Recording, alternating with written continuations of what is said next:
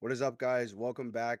Today is our Friday episode where we go over betting lines, most of our favorite picks, our favorite method of victories. But if you guys don't know, this week is UFC Sacramento. Anthony Fluffy Hernandez versus Gregory Robocop Rodrigues. Should we go through the full card real quick, Joe? What do you think? Or should we go straight into the odds and the line? I think we just go straight to the lines and kind of just move around and talk about some of the things that have moved in the recent days. Yep, yep, Um, yep. Yeah, if you guys get haven't ready. seen it already, go and check out our Tuesday video where we go the entire card fight for fight, give you guys our picks, our predictions, a little bit of a breakdown. But let's go and look at the odds for all of these fights. Yeah. Starting with the first fight. Oh, sorry, Oh, sorry, sorry, sorry. I sorry. wanted to look at the line move real quick, but we can Oh we yeah. can we can. I guess we can. No, no, no. Let's Go, look let's want to look let's at it? look at Yeah, the let's look line at it. movement. Screw it. Yeah. So line movement. Since opening, what we are seeing is I think negative means it's moving in their favor. Ah, they're growing Oh, more like oh, is this show? people Oh, there we go. Because I'm like, where the hell's all the pluses at? Yeah, so they're growing more as a favorite is what it means. And then the other way, inverse, they're growing closer to dog price or they're becoming more of a dog price. for sure. I think that's what that means. At least this is since opening. We can look in the last 24 hours. Last 24 hours hasn't been much. Nothing that really has jumped out at us. But like I said, over the last few days, it would be kind of closer to opening. I would think. But with that being said, let's get into the actual fights. Um, yeah. What do you think about this one, Z? Or at least read Chanel Dyer.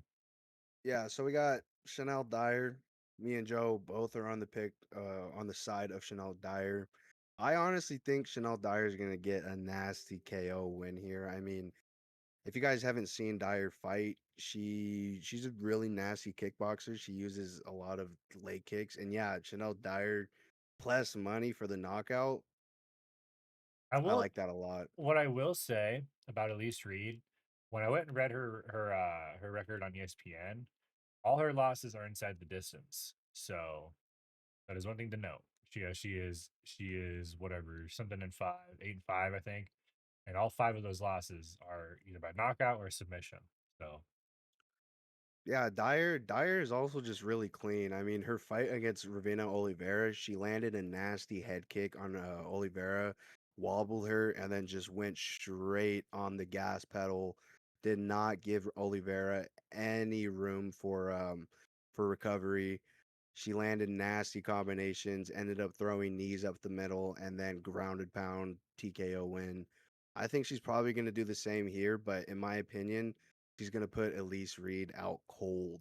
So, yeah, Chanel Dyer TKO is going to be the pick. yep. Next fight is the rematch between these guys. They fought in the LFA amateur scene. Jackson McVeigh, who was Schultz. It's a fight that we've talked about being a weird one because it's Jesus one versus Jesus two.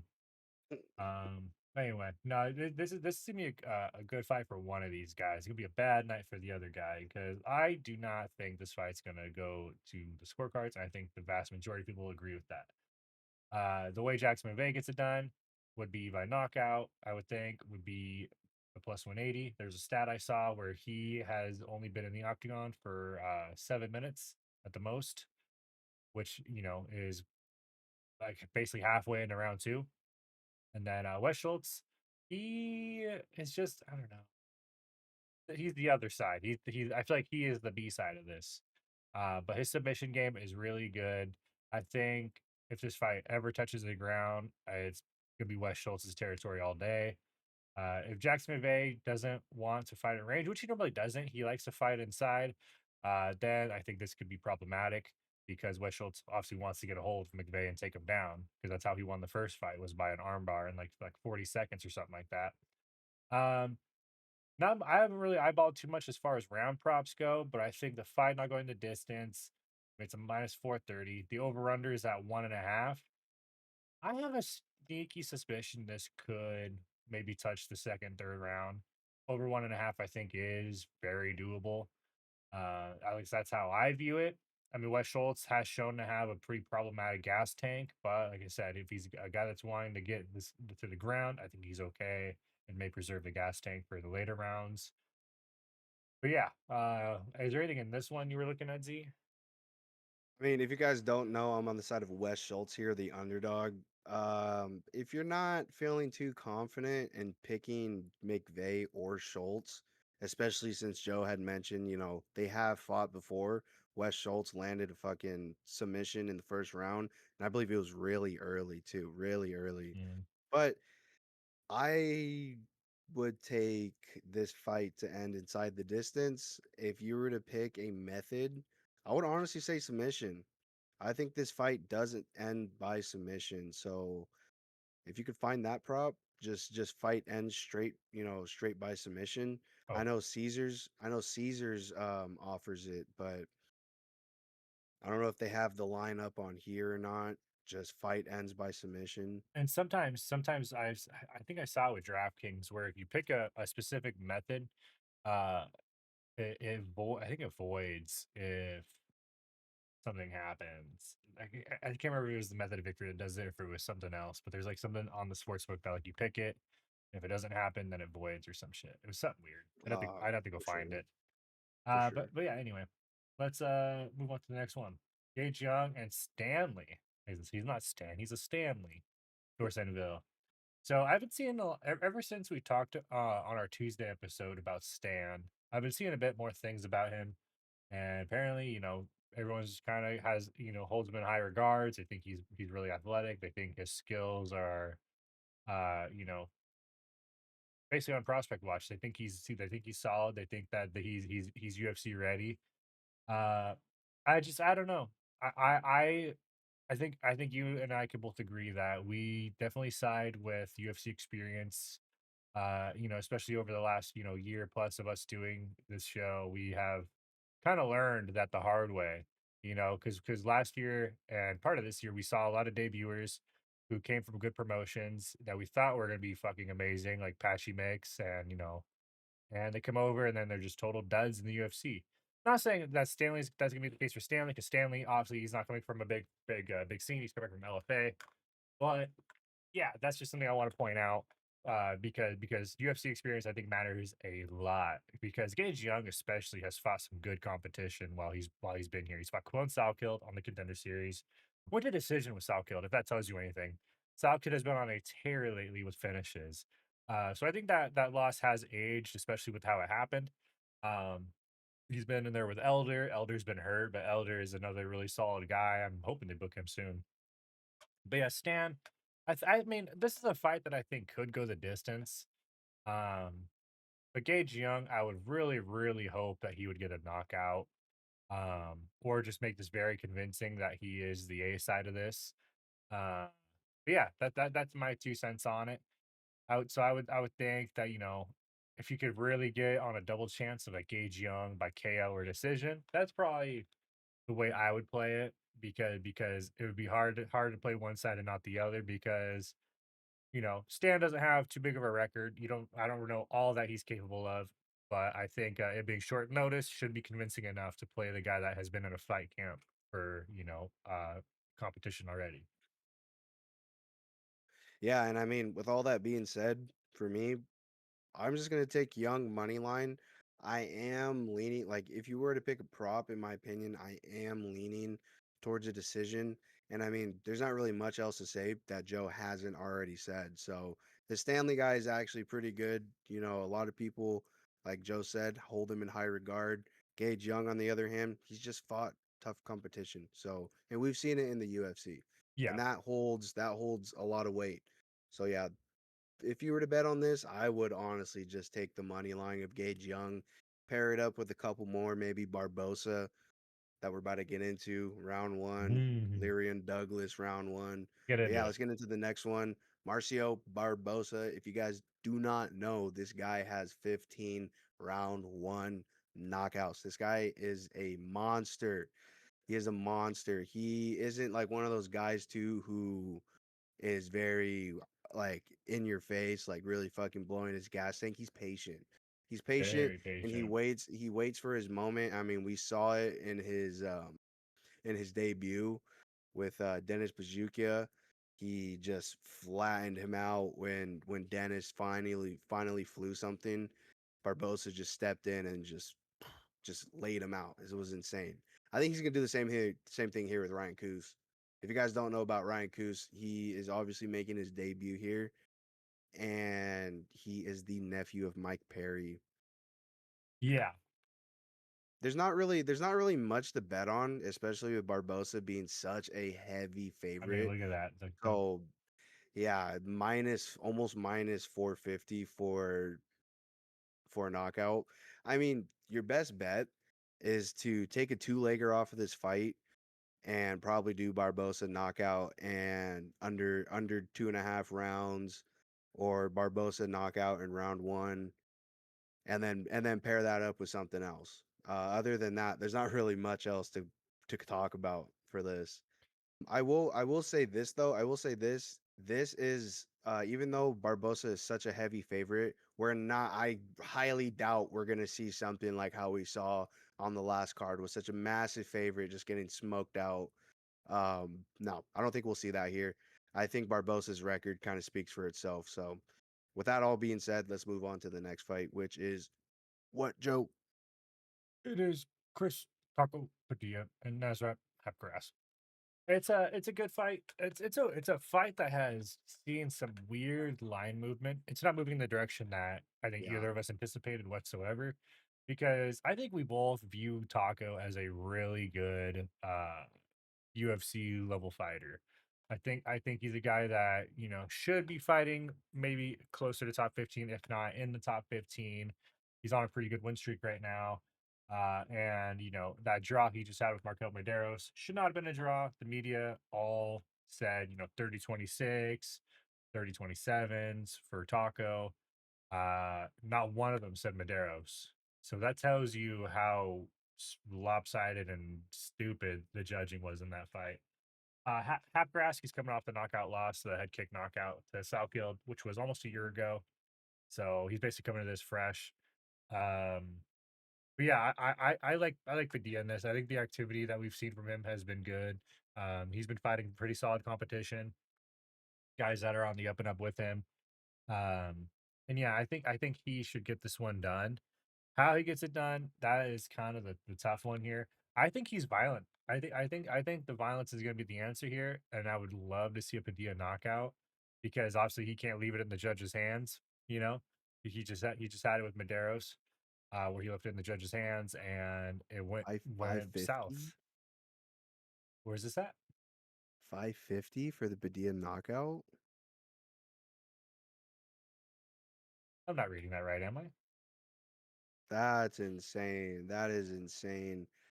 Ladies and Well, gentlemen, it we may looks have like found the juice. yeah, it looks like it went down just slightly, But still, but 550 for a dude who is a murderer with his Muay Thai? yeah, like just to build off what Joe was saying, Padilla, he is a dangerous, very dangerous striker. I mean, he has a knockout. I forget who it was. Was it Rong Zhu? Someone who's pretty Yeah. durable and who's doing good Or now was it after that Machate? loss. Or it, yeah, but It's he, one of that the fight that Chinese fighters. I can't remember. yeah, one of those Chinese fighters who are highly durable.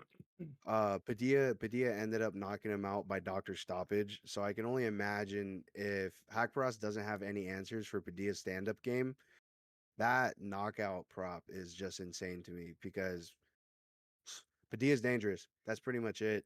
Yeah. Hackpross, on the other hand, I mean, he he's decent. He's a good UFC fighter. He has a few fights in the UFC, but to a guy like Padilla, I would say Padilla's kind of like a dark horse in my opinion, just a little bit, just a little bit.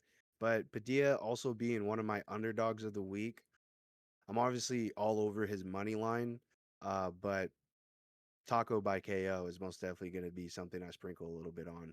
But let's move on to the next fight, to the big boys.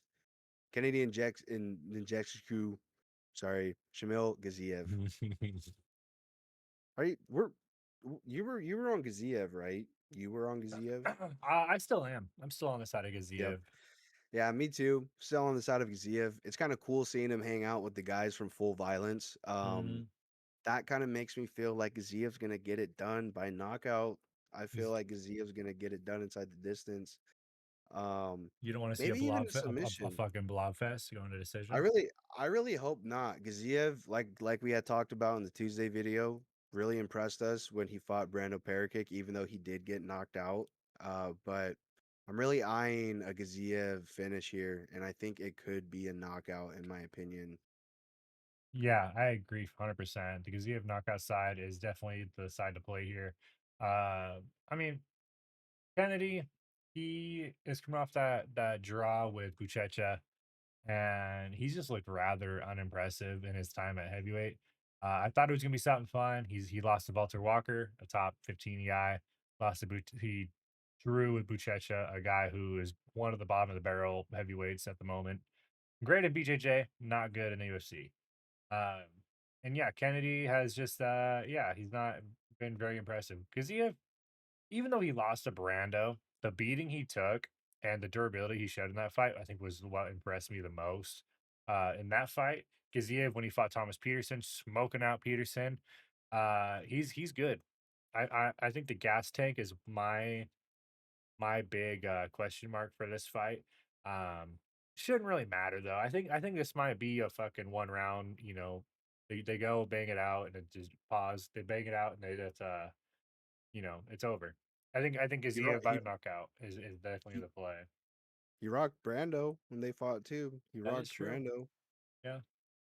Yeah, I think this one is pretty cut and dry. I think there's not much to be said about it. It's a heavyweight fight. I hope it plays out like heavyweight fights usually are supposed to, and not like a women's MMA bout. No shade, but you know what I'm saying. There's just a lot of decisions. So let's move on to another bloodbath fight. This might be another card similar to Serbia, bro, where we see a lot of That's kind of what I'm finishes. kind of It's what I'm kind it's kind feeling. of smelling like it. Or at least the prelims are kind of lining up to look like just straight violence. Jamal Emmers, Leon Douglas. Douglas trains. Yes, he trains at Bloodline. I was getting him and Yeah, he Barbosa does. mixed up for some reason. Yeah, he trains at Bloodline with Cub Swanson. He's one of the guys in the gym. Leon, we saw him fight Julian Erosa in Seattle. Leon laid him out in the first. Julian Erosa, I mean, he is kind of chinny, so I mean, I would take it with a grain of salt. But Leon Douglas does look good. I think he is going to punish Emmers. I think this is another spot where you are taking the favorite by knockout, probably in the early stages of the fight, round one, maybe a sprinkle on round two. Because Jamal Emmers, he is okay. He is not just a total can, but I think he's definitely the guy that has to be cautious. I think Leon Douglas is gonna be pushing forward. He has a smart coach in his corner, and he's gonna be calling the shots. I think it's kind of written on the walls before they even step in the octagon that this one's gonna be done pretty quick. Yeah, Douglas, not only is he gonna be on the pressure, but he's gonna be patient. He's Yeah. gonna be patient. That's one thing too, is that he's very like stalky, like he'll stalk you, and then you go in for your strikes, and he just fucking lands that counter, puts you Mhm. down. I mean, he put Julian Erosa down with a jab, rocked Erosa bad with a jab, and then just wailed on, him, got him out. Yeah. I think it's gonna be the same here. Larry and Douglas, probably first round knockout. If you want, honestly, the parlay I think is very live to hit here. Larry and Douglas, round one knockout. Marcio Barbosa, round one knockout. Mhm. We'll Two look into two we'll look two into that. Brazilians. Yeah, we'll look into that after we go over all these fights. But oh, there it is. Well, let's before we go into the main event, yeah, let's touch base with this one. This one is actually the main card opener. Anthony Yeah. Wint, if you guys do not know, now you will know. Anthony Wint fought literally a week ago on the Dana White Contender Series, called his shot, said he wanted to fight on the Sacramento card, and here he is getting a short notice fight against Terrence Chapman. I mean, Chapman, he ain't no slouch. I mean, he has a lot of finishes under his belt too. I believe he's like 5-1. Anthony went though, the 7-0 fighter. Yeah, Anthony Wentz probably gonna get it done round one. This guy is very explosive. What we had seen in the contender series, um, this guy just he's not like one of those guys who's very reckless, but as soon as he smells blood in the water, he's one of those guys who gets on the fucking gas tank, on the gas pedal. So Anthony went round one KO. Yeah, there's not much to be said here. I mean, the guy fought 11 days ago on the Contender Series, uh, or he's going to be fighting 11 days ago once Saturday comes. Trying to do the math there, but yeah, he is definitely the guy that I mean, he's just here to impress, right? He's here to make some noise.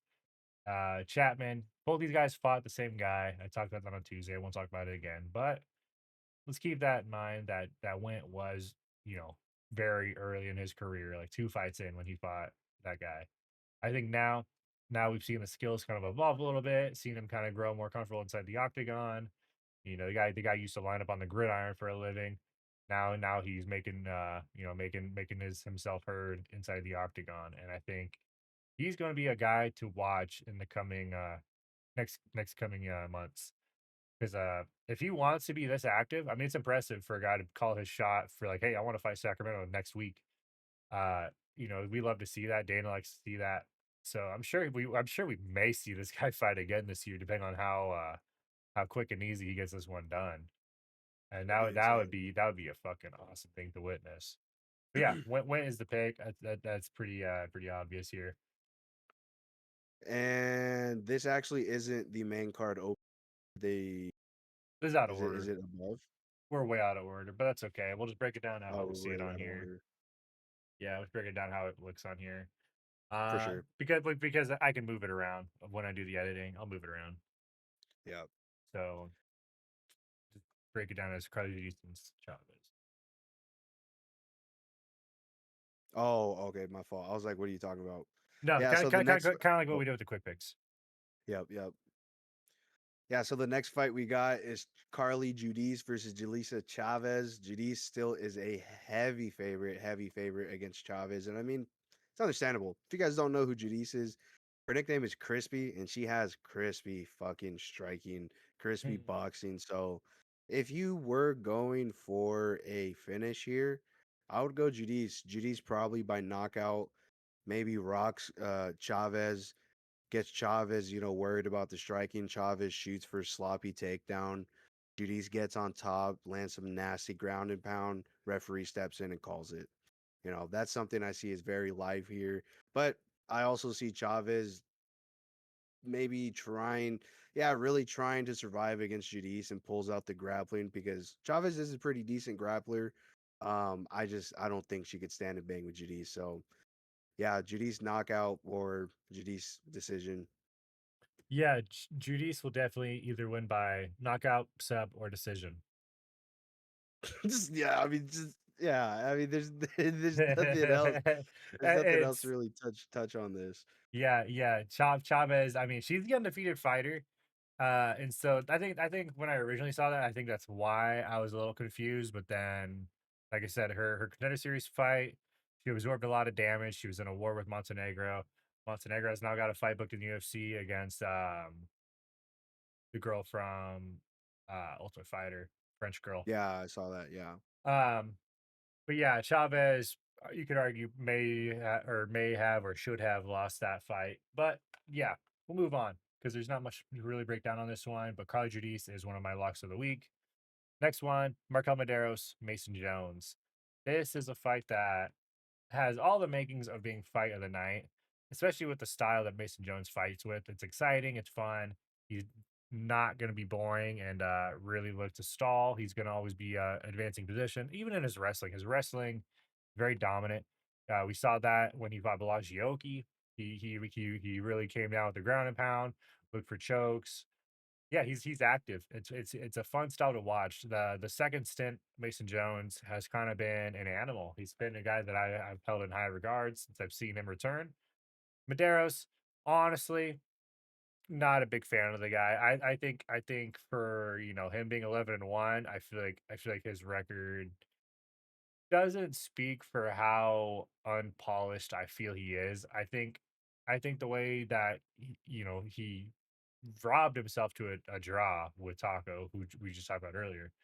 Um, yeah, I think this is gonna play out a very different way. I think instead of having to deal with Taco, I feel like maybe a little undersized. Mason Jones is not undersized. I think Mason Jones is very big for this division.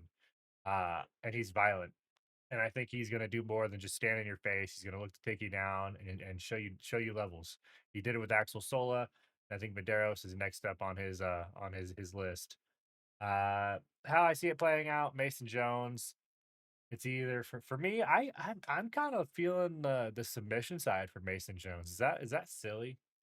Feeling a Mason Jones sub or a Mason Jones decision. Be insane. But like I said, his style works well to where a knockout is obviously very doable. Mason Jones, I mean, for a minus 280, it's honestly probably just a parlay piece. Um, and yeah, I mean, he is one of my more higher confident picks in this card. That's just how I feel about him. Yeah, I mean, not really much else to touch that Joe hasn't touched already. Pick is still gonna be I'll just Mason shut the fuck Jones up for then. me. Fuck. Oh, Oh, what? I didn't mean, oh no, I didn't mean it like sorry. that. Mason Jones still the pick. He's gonna get it done against Medeiros. Medeiros isn't really all that impressive. Next fight though, RDR Roman Dolidze. RDR submission or decision. That's gonna be the bet that I eye the most. I mean, it's probably gonna be juice. I don't think it's gonna be favorited at all.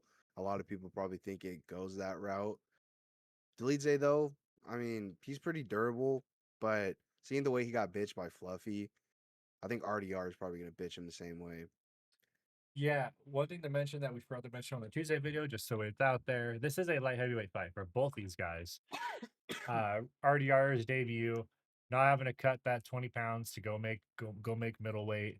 I think we saw pictures of him. The guy looks solid right now. He's probably sitting around 220 right now. That's kind of where I imagine his weight is. So he's not having to cut a shit ton of weight for fights anymore. Especially if light heavyweight's where he wants to live. I think he is gonna be a problem because when he's at his fullest and when he's at his strongest, the guy's an animal. He was amazing at one. Comes over, and his loss was really because of just the attrition. I mean, the guy fought like 5 or 6 times in the year and quit on the stool because his body just failed him. He He, also had he COVID. yeah, and that he's just a stellar fighter. I think that he's a guy who may turn the light heavyweight division on its head. I mean, it's a pretty stale division, especially with the champ on leave for his ACL tear. I think there is room for people to move up in the rankings, and RDR may come and make a splash quick. Uh, so what's kind of silly to me is the over under. The over is favorited to go over 2.5. Uh, I feel really strong about the RDR submission side. I would say maybe avoid the KO side, because Roman Dolidze has never been knocked out um, in the UFC. So that's the side that I'm kind of like want to stay away from. So the submission decision, I'm sure if you play the double chance, it's probably still fucking somewhere near the same price as this minus 400 or whatever. But yeah, if you want to take a shot at one of those, I think that's kind of the method. I don't like this over under. I think you probably want to play it with like something else. Dude, Let's look at some of the props. I could easily see Dolidze going for like a takedown for a double leg, and RDR just puts him in a gilly, transitions over to like a Darce or something. Yeah, yeah, but yeah. RDR is the pick in this one. Let's get into our co-main for UFC Sacramento. Co-main is more heavyweights. Sergey Spivak and Vitor Petrino. Petrino has been the pick, and I think now I am on that side of the flip. I'm gonna be going Sergey Spivak because, like Z has talked about in his slides and has talked about when we did our Tuesday video, He's just fought the better competition. He's fought real heavyweights. Um, and yeah, I mean, you can't like what we just talked about with Gage Young, experience matters a lot. Petrino, he may be the younger, maybe more hungrier guy, but the IQ is not there. The guy fights caveman style. I mean, he gets peppered up with jabs. We saw it with Asplin. Um, he won the fight. He was taking unnecessary damage, and he got put out cold when he fought Dustin Jacoby. And that was a weird time because Jacoby looked like he may be on some sort of rise at the time, and then yeah. But Petrino I feel like it's just been low IQ. The Gilly from Anthony Smith. It's silly. The over under is 2.5, being favored to the underside, and that's what I like to see. It's a playable price, and it's heavyweights. You bet your ass I'm on either the under 2.5 or the fight not going the distance between two heavyweights. That's something I would love to do. But the Sergey Spivak moneyline side, if I don't play his money line, I think I would be okay playing his spread as well. Petrino, if he wins, I think I guess it would be by a knockout or decision. Spivak, I feel like he has more ways of winning this. He has good trips, judo. He can get this to the ground and he is going to be the bigger fighter. Uh, yeah, we'll just see how it plays out. I think Spivak, the real heavyweight, could really show some dominance here. Yeah, Sergey Spivak, he's one of my dogs of the week. I got him with Taco, but man, I really like the fight doesn't go to decision. The fact that it's at a -2 or minus 170, Mm. 175 maybe. But the fact that it's so low, yeah, I'll take that as well if Spivak doesn't win, at least I'll have that. Hopefully Petrino could get it done inside the distance. I mean, I don't know. Phew. Hopefully we don't see a decision. That's pretty much it. Yeah, But Spivak's still the pick here. I think Spivak could win by submission. yeah, That's plus 600. That's crazy. Plus 600 for anything for Spivak. I mean, that's nuts. yeah. Like I said, Yeah. they think Petrino's the A side, which I don't know. I don't know if I really agree with it. Yeah, let's go. Let's move on. Let's move on to the next one. But I really was getting a little worried. I could just because we already knew how RoboCop looks physique wise. The dude is just like a fucking sculpted thumb. Um, and then Fluffy just looks like a dad bod, bro. He looks like if you and I stepped in the octagon. And I think there's just something to be said about him fighting in his home state. Can't really say hometown, but home state rather. I think motions are going to be high for him. Maybe you know. I still want to stay on the fluffy side, so I think I will. But obviously, the way I will play it. Wow, I didn't realize that the over under for this. It's a 5 round fight. The over under is 2.5.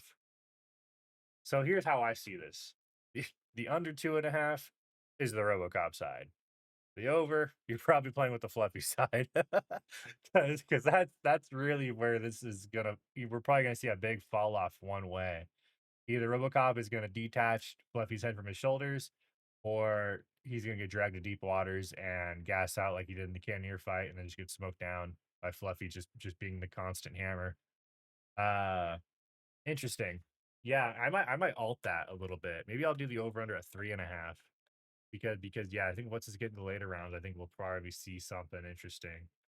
Um, Fluffy may win this by decision for all we know, because he is just gonna be the smaller fighter, and we know Rodriguez's ground game is really good. We just haven't really seen much of it in the UFC, but he has credentials. He is solid. The Fluffy knockout side, yeah, I guess it looks good. It looks good, but I don't know. I think that funny enough, I think the decision is talking to me here, Z, for this fight. I think I'm starting to second guess shit. I think is why I'm making crazy ass prop reads out loud. No, no, it smells like something in here. Smells like And shit. I know what it smells like because I could smell it. Smells like a party at Poop's house. It smells Yeah. like a pig flip. It smells like a Yeah. pig flip, I'm not there and yet. I'm not there yet. I'm there. Yeah, Saying are ya? I got Gregory Rodriguez because I'm just thinking, bro, is Hernandez gonna be able to take him down? What if Rodriguez just manhandles him and is just like, get the fuck I off will me? say, I'm gonna What real really what fucking hold on, stupid about it. hold on. What happens when fucking Rodriguez or Hernandez initiates the clinch and Rodriguez gets his fucking right arm out and just bam right over the top. Man. Just right Yeah. over the fucking top, bro. Rodriguez has crazy power. And you're telling me Hernandez got TKO'd by Strickland because Strickland just put the volume on him. To be fair, like I said, Hernandez did get tagged with that knee up the middle, but Rodriguez has that power, bro.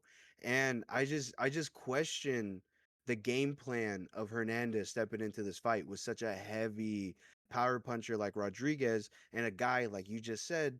We haven't really seen a whole lot of his ground game in the UFC, but we know that he has it because he has submission wins.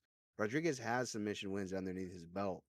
And I mean, if Strickland was able to stuff, any attempts of takedowns and grappling from Hernandez, I think Yeah. Rodriguez is gonna do the same, and Rodriguez is gonna keep this fight standing, and he's gonna find Hernandez. Because at the end of the day, bro, like I said, what the fuck does Hernandez have for Rodriguez if this fight stays on the ground? Fine. Hernandez is Fine. what? Is what? Okay, hold on. Let Fine, me keep Z. let me keep let me Z. keep going. Let me keep going, Joe. Let me keep going. You Hernandez, fucking bro, detach just this just thing.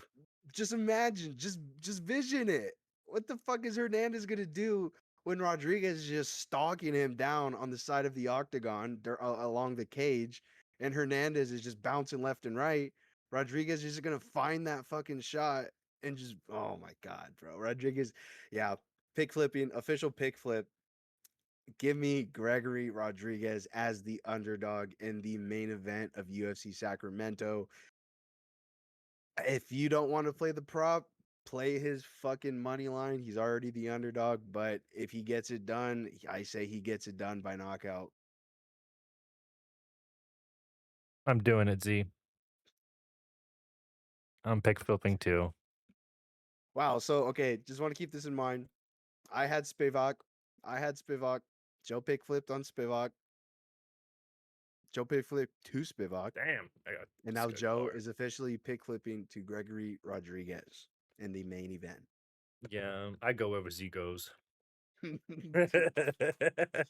Yeah, I think that's the first. I think that's the first time you and I have both been on Yeah, mutual on pig on pick flipping. flip. And okay, so that's it for the card, but I want to recap something. Let's do a tally on all the fights that we think could end inside the distance. So Chanel Dyer, yes. McVeigh Schultz, Yes. yes. So two.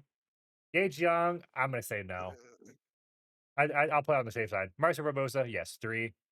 Padilla Hapgrass, this one I say is also on that same fence as Gage Young Stanley, but I kind of lean more to being a finish, but I'm not gonna play it. Gaziev and Jetchiku, four. Leon Douglas, five. Judy, six. Mason Jones, probably not. Randy Ritter, I'm also on the fence, and maybe not. Anthony Wint, yes. So seven. Spell Petrino, yes. Eight. Hernandez, Rodriguez, yes. Nine. So there's like three fights total that I feel like are not strong uh to inside the distance candidates. Yeah. But at the end of the day, I mean, a lot of Crazier these shit's names on happened. this card, yeah, and a lot of these names on these cards do carry that finishing potential. So just keep that in mind. Do your research, watch our videos, Yeah. and check it out. Check out these fighters who got that because there's a lot of fighters on this card who got that. But that's it for the odds. Actually, let's go back to that, Joe. Let's go back to that. Let's Oh, craft up a sorry. Yeah, couple yeah. of We want to show you guys some yeah, ideas. let's craft up some parlays. So here's one parlay that I had crafted up about a week ago when I had seen this card, and especially seeing Anthony Wint get put on this card.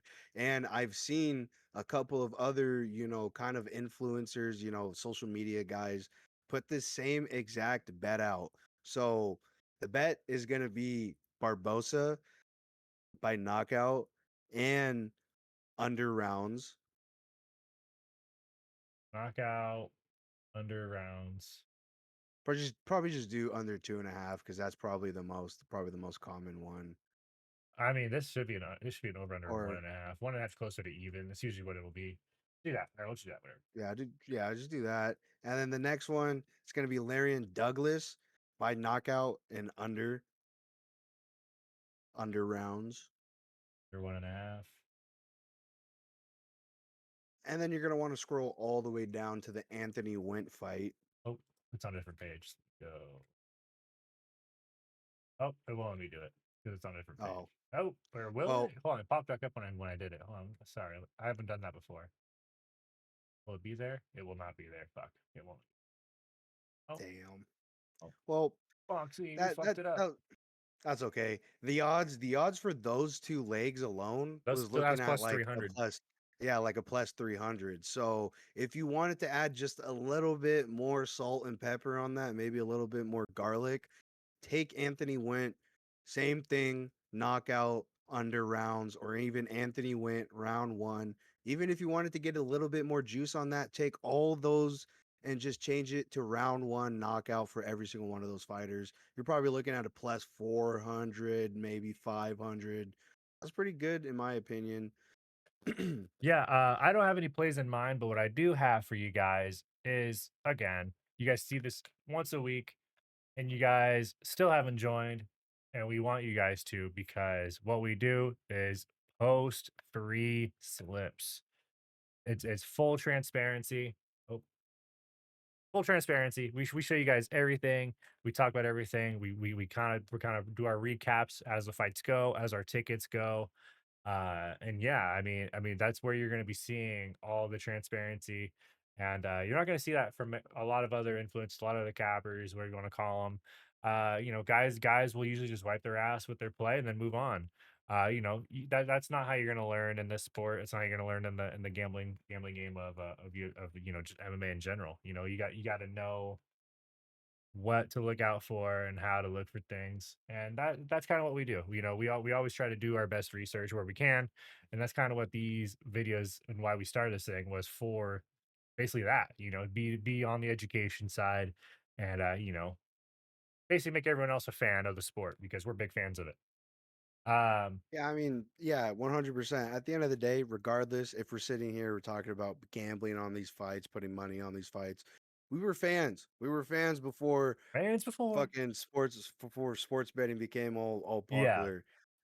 But at the end of the day, it's still pretty fun to, put some money on these fights, craft up a little parlay on, these big name fighters, these really fun fighters, because ain't nothing better than seeing your bet hit by seeing the fighter that you bet on just sliming some dude out and Yeah. laying That's just a different feeling, bro. that feeling is just crazy. Like for example, I had everything on Patty Pimlet when Patty Pimlet was an underdog against BSD, and seeing Patty Pimlet just slime BSD out first round, that was dopamine level through the roof. And your beer was on my Um, carpet. yeah, 100%. Uh No, that was at my place. no, What are no, you that was talking White about? no, that was the White House card. What fucking gates you would. But yeah, it looks uh like my camera is lagging, so we're gonna cut this video. We appreciate you guys. Stay cozy. Stay cozy, guys. Good luck on your bets. Peace.